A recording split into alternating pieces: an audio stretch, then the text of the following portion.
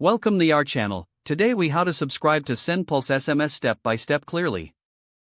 Click on the sign up button located at the top right corner of the home page. Fill in your email address and create a secure password. Once completed, you will receive a confirmation email. Go to your email inbox and open the confirmation email from SendPulse. Click on the verification link to activate your account.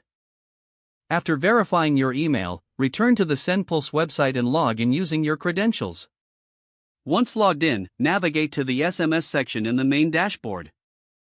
Here, you'll see various options for setting up your SMS service. Click on the Start Free Trial button to initiate your subscription.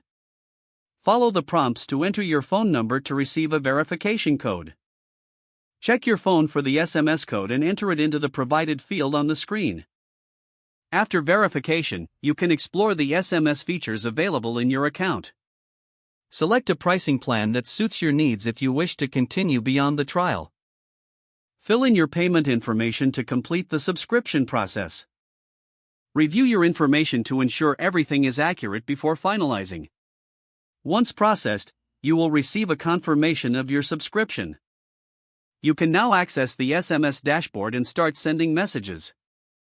If the page does not load, refresh the browser or try again in a private or incognito window. Make sure you are using the correct email address, then retype it carefully to avoid small typos. If your password is not accepted, use the reset option and create a new strong password you can remember. Check your spam folder for verification or security emails, then complete any requested confirmation steps. Enable two-factor authentication if available to improve account security and reduce unauthorized access risk. After signing in, review your profile details so your contact information and settings are accurate and current. If you see an error message, note it down and try again after restarting your device and internet connection. Log out when you finish, especially on shared devices, to keep your account and payment information secure.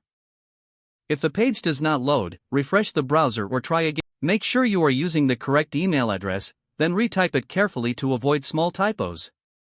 If your password is not accepted, use the reset option and create a new strong password you can remember. Don't forget to like this video and subscribe to our channel for more step-by-step tech guides.